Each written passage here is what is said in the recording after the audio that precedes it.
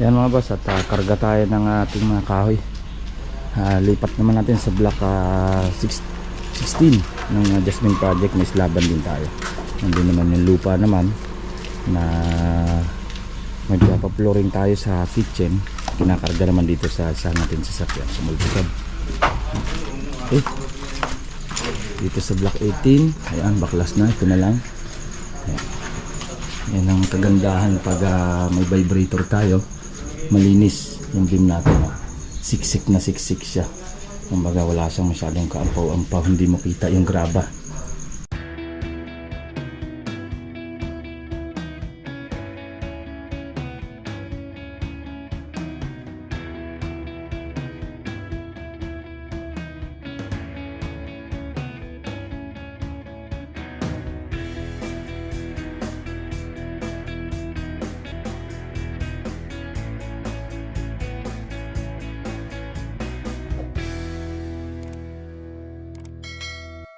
Ayan mga boss, at good morning. Welcome back ulit sa ating YouTube channel and then sa ating Facebook page. Silipin na natin tong project natin inislaban, tong block 18 ng Jasmine Project dito sa Lemabrosa Phase 3 mga boss.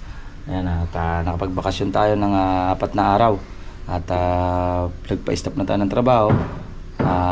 Araw ng Webes, kumbaga last day na ng Merkules ng last week dahil undas. Okay, at balik na ulit sa ating mga trabaho mga boss. And then silipin na natin tong block 18 ng Jasmine Project. And then yung ating inislaban, pinabakbak na natin yung mga pamorma. And then nalilipat na natin sa block 16 para mapurmahan na rin yung islaban natin doon. Okay, tara, wag na natin patagalin, samahan nyo na ako. Let's go! Yan mga boss, at karga tayo ng ating mga kahoy. Lipat naman natin sa block 16 ng Jasmine Project. May slaban din tayo. Nandun naman yung lupa naman na magpapa-flooring tayo sa kitchen. Kinakarga naman dito sa isa natin sasakyan sa multicab.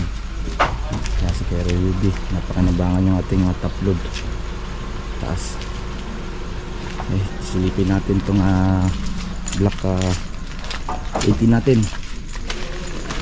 Okay, dito sa block 18. Ayan, baklas na, ito na lang.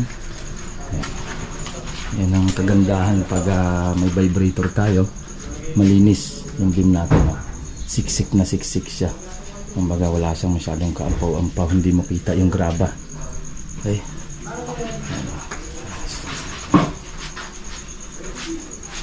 dito naman check rin natin. Baklas na rin. Then hinukay na yung lupa. Pwede na flooringan to.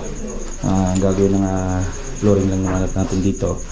2 flooring dahil hindi naman patatalis ng client to. Kumbaga gusto nila yung puro na simento na may kulay or may red cement or anong kulay na papalagay nila. Okay, pero naka-allowance tayo para sa tiles para pag nagsawa sila pwedeng i-tiles din. Okay, po-flooring muna tayo sa unang patong, din yung pang last na patong. Pag tapos na tayo lahat ng kesame, pintura, para hindi madumihan yung red cement na kakabit. Okay, yan, baklas ng ating mga pamorma lahat. Yan. Yung electrical breaker lilipat na natin dito. Ito yung likod ng pinto nila except para sa kitchen. Dito na yung kanyang breaker lalagyan natin. At nililiot na rin pati yung kanyang water line natin. At yung plumbing para sa CR sa second floor ng abang. At check muna natin. Ito may ilaw to. Wala na pala itong ilaw, ano? Napayat ng ilaw. Ayan yung mga sa CR natin, mga tubo. Okay, dito natin papadaanin yung supply natin dyan na plumbing. Ayan. Ayan, okay na. Bakbak na lang natin yan. At para mga abangan natin. Ayan, tubo.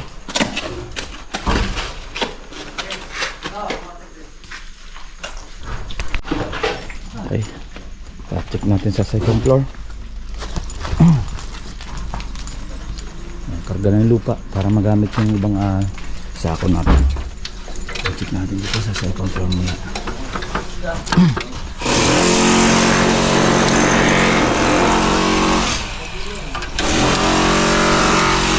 Yan, no? Sininto tayo mo. Maigi yan, nabababad ng tubig.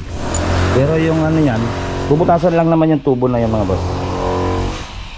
Tubo na didos. Yung floor drain yan, hindi pa naman butas yun. Bubutasan. Lahat ng tubig yan, doon naman nakalusot yan. Maigi na nabababad muna ng tubig para mas tumibay pa yung slab natin.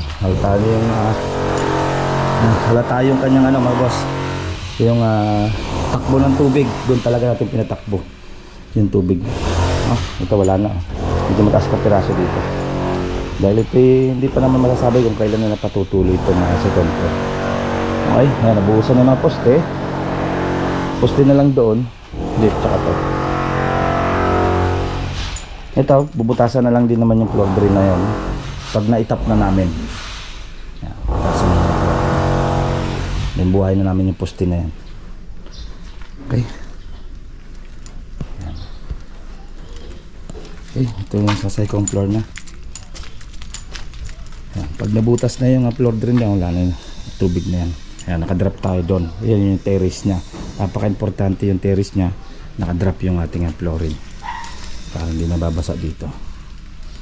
Okay, ayan, naka-lublax na. Ito, lublax na rin to. Apat na patong. Same lang din sa height nito. Okay. Ayan mga boss, ayan ang ating pasilip dito sa block 18 nating project na is the one. And then nawakbak na. And then layout na tayo para sa waterline plumbing. And then preparasyon para sa ating hukay ng lupa at para mapluringan na natin. Okay, yan ang ating pangkunting pasilip. Next pasilip natin, pag hindi yung Jasmine, Lanea, yan ating next pasilip mga boss. Okay, hanggang dito na lang at ingat tayo mga boss. Bye bye. Ito pong J Uragon Vlog, napakaganda po ng channel na ito, no? Tungkol po ito sa construction. Actual construction po ang channel na ito, no?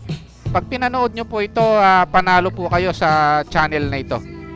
Napakaganda po ng mga video niya. Lalo na pong magaganda, no, yung mga iba't ibang design niya. Kakaiba po yung mga iba't ibang design niya sa mga kisame.